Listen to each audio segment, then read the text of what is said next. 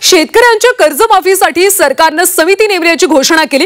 यावर माजी मंत्री बच्चू कडू यांनी सरकारला सवाल उपस्थित केला। सरकारने नेमलेली समिती कर्जमाफीसाठी की उपाययोजनेसाठी आहे हे कळत नसल्याचं त्यांनी म्हटलं।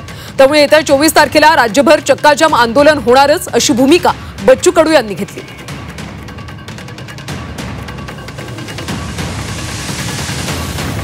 समिती नेमली त्याच्यातून काही अर्थबोध होत नाही आणि त्याच्यामुळे 24 तारखेचा चक्काजाम होणार आणि पूर्ण महाराष्ट्रभर होईल। त्याच्यातून निश्चित समितीमध्ये सध्या कोण आहे, नेमकं कर्जमाफीसाठी आहे का उपाययोजनासाठी आहे हेच कळत नाही आणि सगळं थातूरमातूर उत्तर आहे। त्याच्यामुळे 24चा चक्काजाम महाराष्ट्रभर होणार जिथपर्यंत कर्जमाफीची ठोस भूमिका घेतल्या जात नाही, तारीख सांगितल्या जात नाही तोपर्यंत आमचं आंदोलन ठाम राहणार आहे।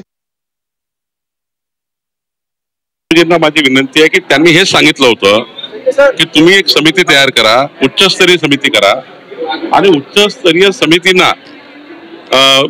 समितीने खरंच ज्याला कर्जमाफीची गरज आहे त्या कर्जमाफीच्या शेतकऱ्यांचं सर्वेक्षण करा आणि अशा शेतकऱ्यांना आपण कर्जमाफी करा ज्यांना खरी कर्जमाफीची गरज आहे, त्याकरता समिती करा असे बच्चू कडूची विनंती होती। ती मान्य आम्ही केली, मी स्वतः त्यांना लेखी दिलं होतं।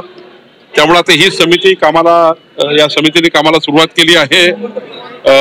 बच्चू कडू साहेबांना त्या समितीसमोर बोलण्यात येणार आहे।